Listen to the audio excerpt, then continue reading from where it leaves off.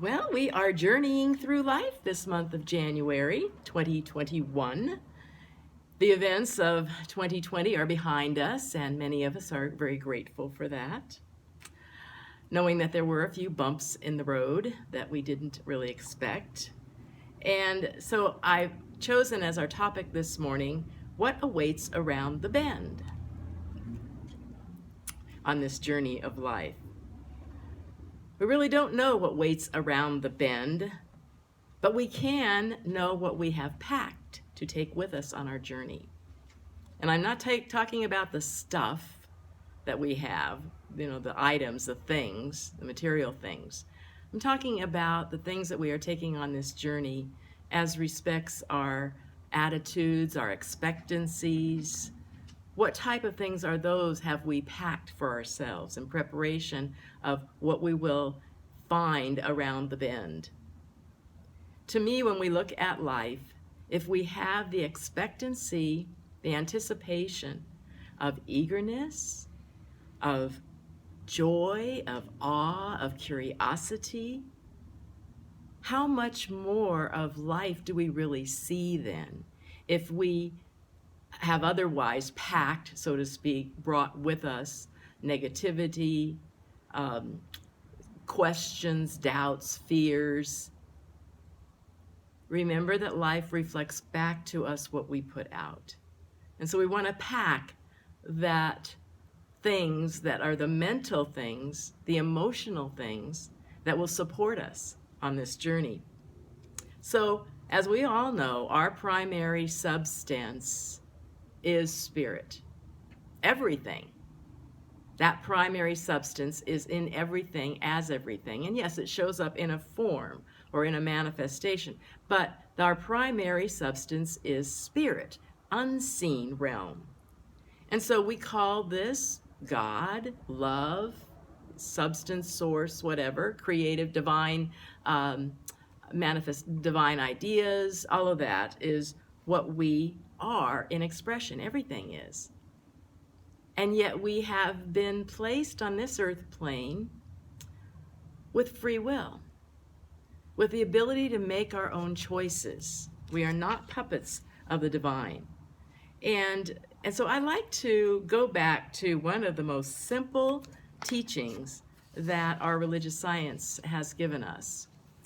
And because I think it's very effective. To me, it's just, I can see this visualization, and it's so helpful to see how the unmanifest spirit comes into form. And it's part of our Quick Start booklet, and it's called The Coach to Everywhere. And I don't know how many of you have done this in a class, maybe a few years ago. We haven't done it here, I know, for quite a while. And I'm going to show you in the book what it looks like. It's called The Coach to Everywhere. Can you see? You can't really see the details of it, but I'm going to tell you about it. So there's a coach. Well, I'm going to read you the very beginning of what it says on that page. It says, "The purpose of religious science is to become aware of the master within and put him in charge of the coach." So the master communicates to the driver. The master is inside the coach, and he communicates to the driver, which is our mind, through the still small voice, known as intuition. And I'll read you what it says. In the absence of direction from the master, the driver, our mind, doesn't really know where he is going.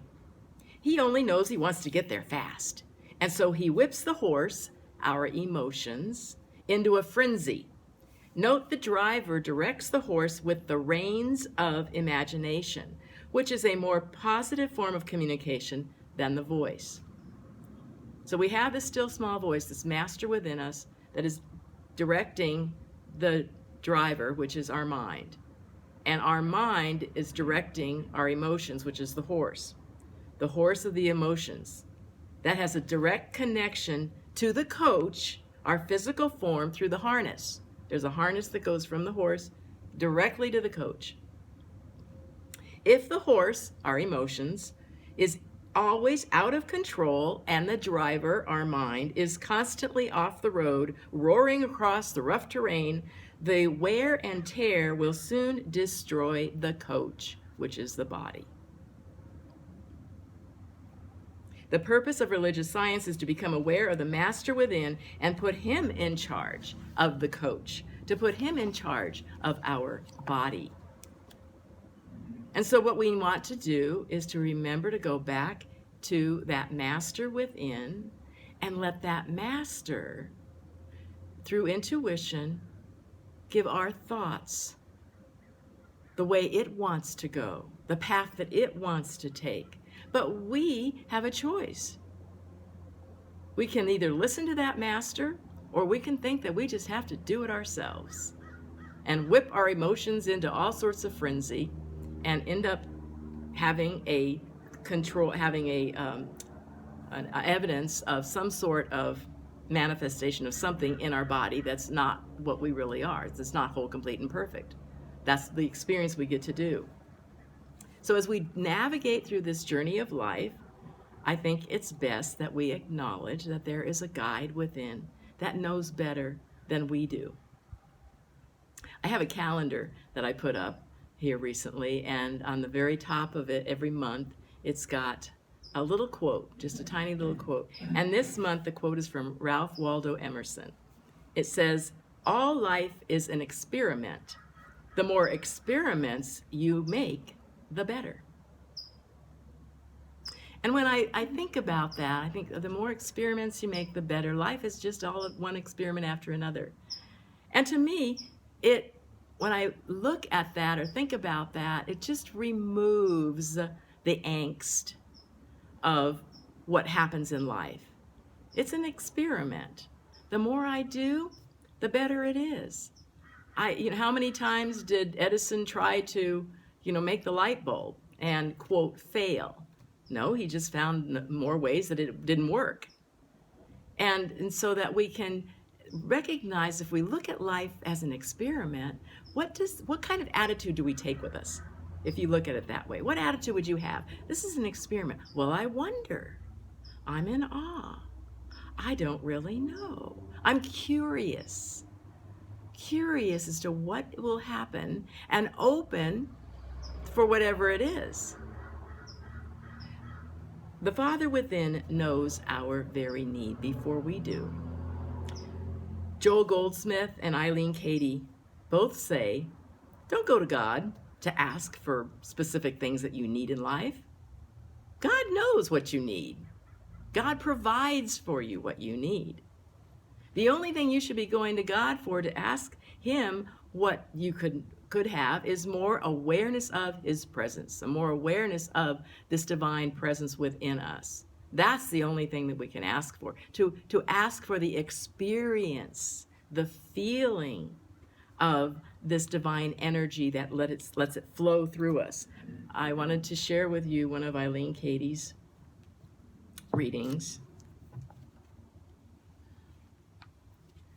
Life without prayer is empty and meaningless, for it is that communion with the higher part of you which reveals to you the fullness of this glorious life, which is your true heritage. Let your prayers be very positive and constructive, and give thanks for what you are about to receive, even before you pray for it. As you pray, feel a oneness, a unity in all life where there is no separation, for all is one. Prayer unites all. It draws all together and creates perfect oneness. Talk to me and listen to me. Never waste time in beseeching me for this, that, or the other, for that is not true prayer. To beseech is to create separation, and I want you to create oneness at all times. We are one. I am within you. You do not have to search for me without. I am always here, waiting for you to recognize me. Recognize our oneness now. I in you, and you in me. I thought it was interesting that last sentence says, and you in me. The you was capitalized. So many times, we write things and we read things in our spiritual life, we say me, it's capital M, and that's talking about the Father. But in this entry, the you was capitalized. Wow. Does that say we're not divine? There is no separation. There is no you and me. There is one. So we are asking, if for nothing else, than to recognize our oneness with our source and to let it lead us. I love that old saying, God never gives us anything more than we can handle. And then I love Mother Teresa's little response to that. Yeah, but I just wish you wouldn't trust me so much. We live in this infinite world of possibilities, and we don't know literally what is around the bend for any of us. Absolutely not. But so what we need to do, though, is trust that this God energy, this essence, this master that is within, is leading and guiding us through and to everything for our highest and best good. In Living Between Two Worlds, Joel writes, relinquish thoughts of things. Turn within and admit me, which is capitalized. Open the inner door of your consciousness that I may enter the temple of your being. For in reality, I am the temple of your being. I am the Lord of your being. Relax and rest and be a beholder as I, the Spirit of God in you, go before you to prepare the way. This is my function.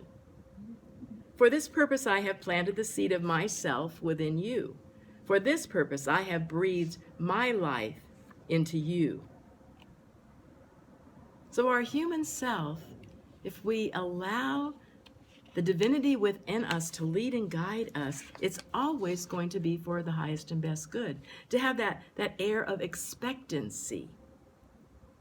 When I was taking my walk this last week, again, enjoying the feeling of oneness with everything around me, the word came up for me as curious. I'm curious as to what does this infinite life hold for me, for all of us. This 2021 is, again, going to be different than what we have experienced in the past. There's no doubt about it. Maybe some of us feel like we've been derailed on our trip, our track. But there is within us a greater power that can handle, that can move beyond the appearances of what we're looking at right now. And so for me to be curious, I'm just eager, like, what's going to happen? What is going to happen next? I just wonder what it will be, and ask, what's going to happen? So as I think about all that, I'm thinking about my 2-year-old granddaughter that I watch each day. And she's been going now for a while through the why stage. You say something, why? Why? Why? And you try to answer it, and then there's another why. Because you answer it, another why. And it just keeps going to the point where, you just give up. And you just throw your hands in the air and say, I don't know. My thought, my always response, finally response is, God, Lord knows, and he's not telling. That's why. But as she keeps saying these why, it reminded me of an old song. Tell me why the stars do shine. Tell me why the ivy twines. Tell me why the sky's so blue. And I will tell you just why I love you. Because God made the stars to shine. Because God made the ivy twine. Because God made the sky so blue. Because God made you, that's why I love you. I really think that God above created you for me to love. He picked you out from all the rest because God made you. I love you the best. The you is everyone, is everything. There is no separation. There is no differentiation between me and you. For in wholeness, in oneness, in truth, there is only one. And so when we look at someone else and we see that person, we know that we are looking at ourself. That beautiful, pristine God self that is within each and every one of us, guiding us all on our particular journey, on our particular path, unlike anyone else's. Absolutely. I wanted to close with sharing a reading from my daily guideposts. I think it fits so perfectly for today. It starts with the verse from Isaiah. Before they call, I will answer. We have to save the orchard, I told my brother. The notion just wouldn't go away. For almost a decade, Dad had been doing less and less around the farm where Aaron and I grew up. The apple orchard was dying off. These varieties aren't found in stores. They were planted in the 1800s by a sea captain who homesteaded our farm. He made his fortune sailing to California, selling apples for $1 a piece during the gold rush. Now, only a few of the original varieties remained, and they were sorely in need of care. We needed to work fast to keep the heritage flavors, that's what it says, alive. Neither my brother nor I could be home often enough to keep up with a farm. But when I mentioned rescuing the orchard to Aaron, the idea took hold and interest turned into action. Within months, my brother and his family moved into a second home on the farm, which had been built when my dad took care of his mom in her final years. My parents were thrilled. For a year, Dad showed Aaron the ropes, and he tackled the projects Dad wasn't agile enough to do. I visited often.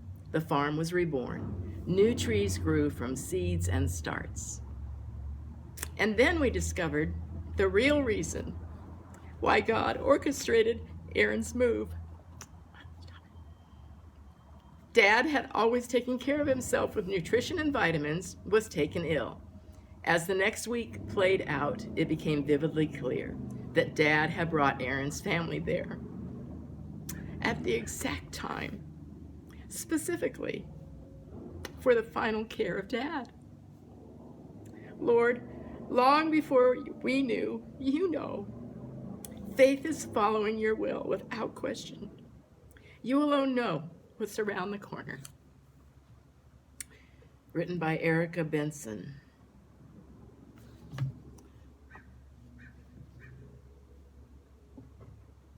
This you that knows is within us. And it just takes opening ourselves up to let it lead and guide us, to let it take the direction that it wants for our lives, because we are here at its calling. So get to know that master within. Be comfortable to let it lead and guide you. And just have an amazing journey in this 2021. Namaste.